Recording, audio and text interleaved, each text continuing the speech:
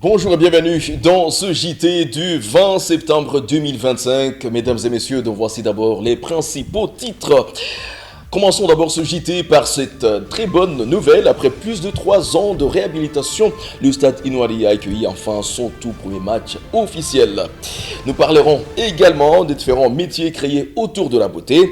Et également, la capitale économique Bujumbura a résonné durant ces 6 derniers jours via la semaine de liberté économique organisée par la CDE Great Lakes, la CFCIP et la DB. Et comme invité de ce journal, nous serons avec Dr Hicham El Moussaoui. Bienvenue.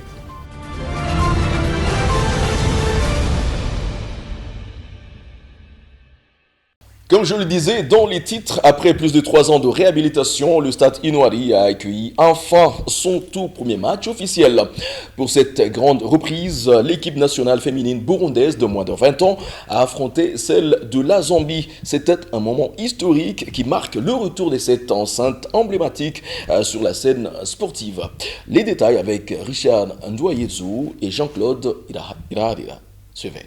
Après environ 3 ans de réhabilitation, le Stade Inouari de Bujumbura a accueilli ce vendredi son tout premier match officiel. Et un moment fort pour les passionnés du football burundais, marqué par une rencontre de qualification pour la Coupe du Monde féminine U20 entre l'équipe nationale du Burundi et celle de la Zambie. Dans une ambiance festive et devant un public curieux de découvrir le nouveau visage du stade, les jeunes hirondelles ont livré une prestation honorable mais se sont inclinés sur le score de 2-1. Les Zambiens ont ouvert le score en première période sur penalty. Les Burundais ont égalisé à la 70e minute avant d'encaisser un second but dans les 10 dernières minutes du match. Le match retour entre le Burundi et la Zambie est prévu le 27 septembre au stade Levi Mwanawasa en Ndola en Zambie. Tout au long du week-end, le stade Inouari continuera d'accueillir des rencontres internationales, y compris celles de clubs burundais, engagé en Ligue des champions africaine et en Coupe de la Confédération. La capitale économique Bujumbura a résonné durant ces 6 derniers jours via la semaine de liberté économique organisée par la CDE, Great Lakes, la CFCIP et l'ADB. Les discussions au rendez-vous étaient centrées sur la zone de libre-échange continentale africaine, ZLECAf en sigle. Patrick Nyonguru, Fulgence Vikolimana et Jules Boris Vigilimana nous y plonge. Du colloque francophone et de la recherche publique locale au début, jusqu'au forum des médias à la fin, cette semaine a résonné autour de la zone de libre-échange continentale africaine, ZLECAf, lors de la semaine de la liberté économique au Donatus Conference Center. Cette dernière était organisée par l'OCDE Great Lakes en partenariat avec la CFCIB et la DB. Pendant le Burundi Economic Summit, le ministre des Ressources minières, énergétiques, de l'industrie, du commerce et du tourisme, Dr Hassan Kibeya a souligné l'importance de la mise en œuvre des résolutions et recommandations issues de ce rendez-vous et a promis d'y veiller personnellement. Nous espérons à la fin de cet événement avoir une feuille de route qui peut indiquer clairement quelles sont les actions à mettre en œuvre et quels sont les engagements de chaque partie prenante. Et que ce ne soit pas des résolutions qui soient juste écrites, mais qu'il y ait une stratégie de comment est-ce qu'on peut les mettre en œuvre et un cadre de suivi. Ainsi, je tiens à réaffirmer alors l'engagement ferme du gouvernement du Burundi à travers le ministère dont je dirige et à soutenir aussi la mise en œuvre concrète de ces recommandations. Ces recommandations et ces propositions vont émerger de ces réflexions qui vont se traduire en actions tangibles et j'y veillerai personnellement. Selon le docteur Révérien Nizigimana, directeur général de l'Agence de développement du Burundi ADB, le Code des investissements de 2021 attire les investisseurs de différents coins du monde. Ces investissements pourront bien positionner le pays dans la ZLECAf. Nous sommes sur une bonne voie avec ce nouveau code, étant donné que nous enregistrons effectivement pas mal d'investissements qui viennent de tous les pays, des pays du monde entier. On va dire qu'ici au Burundi, on est en train d'enregistrer des investissements d'abord des nationaux et puis aussi des investissements venant des pays européens, des pays des asiatiques. Et donc, il y a une progression, on va dire, acceptable et appréciable des investissements au Burundi, et en réponse bien sûr aux innovations que l'on retrouve dans ce code des investissements, essentiellement en lien avec les exonérations qui sont offertes aux différents investisseurs qui décident de venir investir au Burundi dans les différents domaines. Cela étant, les opérateurs économiques doivent renforcer leurs capacités tout en maîtrisant tout le contenu des protocoles de la ZLECAf jusqu'au système des paiements. D'après Denis Shimirimana, secrétaire général de la Chambre fédérale de commerce et d'industrie du Burundi, CFCIB, il faut que tous les instruments de la ZLECAf soient vulgarisés et que l'information circule rapidement, voire librement. Pour les pays qui ne vont pas bien se positionner, qui ne vont pas produire en quantité s'ils le peuvent, qui ne vont pas produire des produits de qualité, ils vont être submergés et engloutis par des produits qui viennent d'autres pays. Et sur ça, le Burundi, qui est un petit pays, mais plein de potentiel, ne peut se positionner que sur ce qu'on appelle les produits non niches, les produits de spécialité, un café de spécialité, mais qui coûte cher sur le marché, un thé de spécialité, des huiles essentielles de spécialité, des produits bio, mais naturellement, il faudra une plus-value. Exporter du maracuja à l'état brut, c'est une perte, mais exporter du jus de maracuja transformé, c'est une plus-value et ça coûte cher. Donc il faudra que nos industries puissent suivre la cadence. Quant au professeur Hicham El Moussaoui, il est revenu sur les conditions nécessaires pour pouvoir profiter de cette zone. Comment profiter? Eh bien, il faut trouver des solutions à toutes les vulnérabilités structurelles dont souffre le pays, à commencer bien sûr par le déficit d'infrastructures. Ensuite, bien évidemment, la faible qualité du capital humain. Ensuite, on a des problèmes avec le cadre légal, réglementaire. Donc, il y a encore de la corruption, la mauvaise gouvernance. Et bien évidemment, donc, tout ce qui limite la concurrence sur les marchés. Donc, si on arrive à mettre en place donc, des réformes par rapport à ces problèmes, on pourrait, comme les autres pays, en profiter.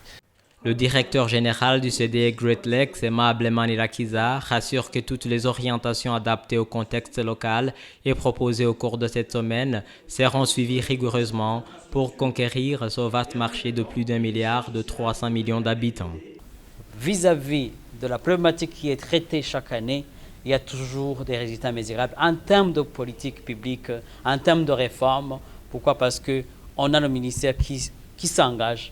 On a l'ADB qui s'engage, on a le secteur privé qui est à l'avant-garde, on a aussi un laboratoire d'idées, le CDE, qui est là pour produire les études, les recommandations, les orientations adaptées au contexte local pour la mise en œuvre de ces recommandations. On profite de cette occasion pour remercier d'ailleurs tous les partenaires, mais aussi le gouvernement du Burundi, mais aussi le secteur privé, de l'engagement, de la mise en œuvre de la plupart des recommandations qui sont émises chaque année, à chaque édition. Il y a un comité technique de suivi de la mise en œuvre de ces recommandations au niveau du CDE, au niveau de l'ADB, au niveau de la CFCIB, pour que les différents ministères qui sont concernés par les recommandations citées tout au long de la semaine soient contactés et on fait le suivi pour la mise en œuvre. Mais aussi au niveau de la présidence, il y a aussi un suivi. Les principales thématiques couvertes durant cette semaine étaient la recherche au service de l'intégration effective du Burundi dans la ZLECAf, l'évier de l'émergence du Burundi, femmes, innovation et technologie,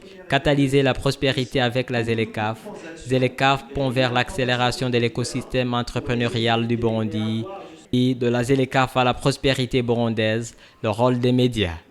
Ils sont actuellement prisés par des jeunes hommes et femmes et ces derniers affirment qu'ils en tirent profit. Ce sont les métiers de la beauté tels que le maquillage et la coiffure des jeunes filles et des femmes. Les personnes qui se sont entretenues avec notre équipe disent que ces métiers leur permettent de subvenir à leurs besoins, mais que la hausse incessante du prix des produits qu'ils utilisent gêne leur développement. Le point avec Ange Nigrita, Fulgence Mikolimana et Jean-Claude Irahadira.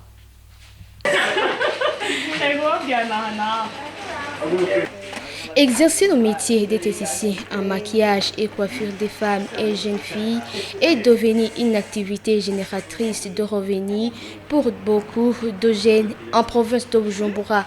L'un d'eux que nous avons rencontré témoigne que malgré les difficultés liées aux prix élevés des produits, Il y trouve aujourd'hui une certaine stabilité et amélioration notable de sa condition de vie par rapport à sa situation passée. natanguye nkorera umuntu ndamukorera ariko namukora igihe gito haciye igihe nanjye ndatangura kwikorera ku giti cy'iwanje akarusho ni kanini bivanye naho umuntu aba yaratanguriye n'ahageze abona yuko hariho intambwe yateye kuko nko ku ruhande rw'iwanje iyo nza kubona ata kintu birimo mba ndabiretse hakiri kare mugabo kugeza ubu tuvugana bifite aho byankuye bifite naho mbona biriko birangeza hariho nk'urugero rw'amamashini dukoresha mu kumutsa amaveni bita amaje ivyo byaraduze hakabaho n'amaveni nyene bita amaje nizo zaraduze izisanzwe zozo mbo kubera ziri muri solicite oya n'ibisanzwe nk'imashini yo kumutsa kera ariyo usanga tugura nka hagati y'ibihumbi 150 by'amarundi kugeza ku majana 200 mugabo ubusanga iri nko hagati y'amajana 205 kugeza ku majana 3 canka narenga. Ce jeune homme spécialisé dans la coiffure des femmes et des jeunes filles affirme que son métier lui a beaucoup apporté, bien que l'un des principaux défis reste la divergence des prix avec certains clients. Usanzwe umwuga akanoti karinjira nubwo usanga amavuta dukoresha abazimvye ariko uko biri koze turashima Imana ibintu birazi umuntu gasanga rose amahera yo kufungura nyene icyo yambara ndavyo navuye naho ngeze intambwe irahari kabisa kubera usanga umuntu ageze aho yigejeje kuko urumva kare sinakorera ngana korera ahandi urumva usanga intambwe nyene igaragara n'amazu kunda guhura nazo nuko ushobora gusanga umukiyaraje uramubwiye nk'ibiciro ugasanga amahera nafise ugasanga umukiriya ukamubwira ati amahera nayo ufise nibikunda mbwa akubwira ati nkora byahera asakubwira ngo ntavugo ngo nasana yatakwiye ngo nzoyaguha mugu ukihangana kubera bavuga ati kindi kizavuga ati umukiriya n'umukwe kubera waje kumukora bavuga ati ntacyo yamahandi zoyazana agiye ayazana igihe atayazana. Une autre jeune femme spécialisée dans le maquillage communément appelée make-up confie que malgré que son métier n'est pas facile, il lui permet de subvenir à ses besoins au quotidien. Akarusho ni kanini kubera ko ndashaka kugura igikoresho byansubira nkakigura menshi ahubwo tusanga kinzaniye menshi kikaca cyunguka aho goreye naha harashaka kuza nk'umuntu akubwira nsiga nshaka nsiguku nshaka meruku ukabikora kandi ukabikora nkuko yabigusavye ariko usanga aravye nka resultat nk'ivyo yakubwiye umugirire nk'ivyo yakubwiye umusige gacha kugira ngo urumva ngo ngaha ngo ntiyameze uko nabishaka kandi babikoze uko yakubwiye. Les professionnels de l'esthétique que nous avons rencontrés soulignent que ce métier ne les aide pas seulement à vivre mais qu'il participe aussi au développement du pays en payant des impôts et taxes. Il y a bien sûr de cela 4 ans, le Burundi a déposé l'instrument de ratification de la ZLECAf. C'était le 26 août 2021. Mais comment pourrait-il tirer profit de cette intégration? Dispose-t-il des opportunités à mettre sur le rail de la ZLECAf? Que faut-il pour libérer ses potentialités? Suivez professeur Dr Hicham El Massaoui. Il est l'invité de ce soir.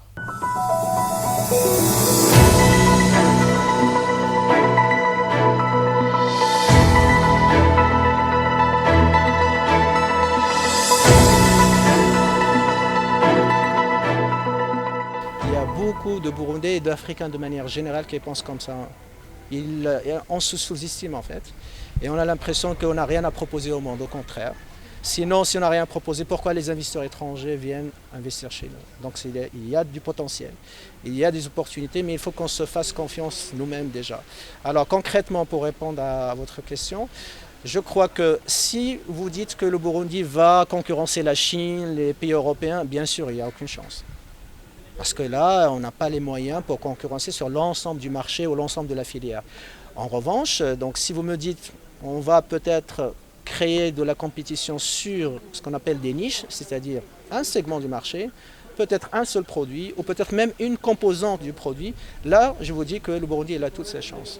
Au contraire, parce que quand tu es entre guillemets petit, une structure petite ou un pays petit. Au contraire, l'avantage, en fait, votre défaut, c'est-à-dire être petit, ça devient un avantage. Pourquoi? Parce que ça te permet d'être plus flexible. C'est comme les entreprises. Une grande entreprise, bien sûr, il a des moyens, des ressources, etc., d'expérience, mais il y a de la rigidité en fait. Par contre, des petites entreprises, même sur les mêmes marchés que les grandes, ils peuvent se positionner sur quelques segments. Et je crois que c'est la bonne stratégie à suivre par le Burundi. Donc, des exemples concrets sectoriels, voilà, l'agro-industrie, c'est vraiment très intéressant. Par exemple, la transformation des jus. Okay, donc on a des fruits qui sont goûteux, ça c'est, il faut s'en rendre compte parce que moi j'étais par exemple en Europe et quand j'achetais les jus, j'achète un jus d'orange, j'ai dit ils sont où les oranges? Il n'y a pas de goût.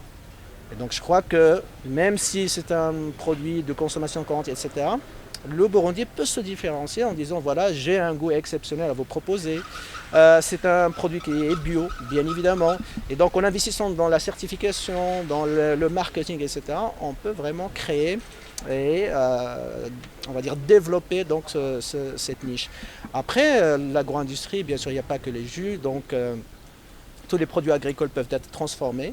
Et donc créer de la valeur ajoutée, capter les dollars qui sont, on va dire, récupérés après par les pays européens ou les pays asiatiques. Donc, à côté de l'agro-industrie, on peut aussi ajouter, si vous voulez, l'industrie minière. Parce que le Burundi, bon, c'est pas de grosses réserves, mais c'est suffisant pour développer donc de la transformation. Donc, il ne faut pas juste tomber dans le piège d'exporter à l'état brut. Parce que ça profite uniquement aux Américains et aux Européens. Donc, au moins, essayer de faire une petite transformation primaire, hein, on va dire. Voilà, et comme ça, donc, je pourrais capter plus de valeur ajoutée et créer plus d'emplois, justement, donc, au niveau local. Peut-être un troisième secteur, je crois que c'est le tourisme.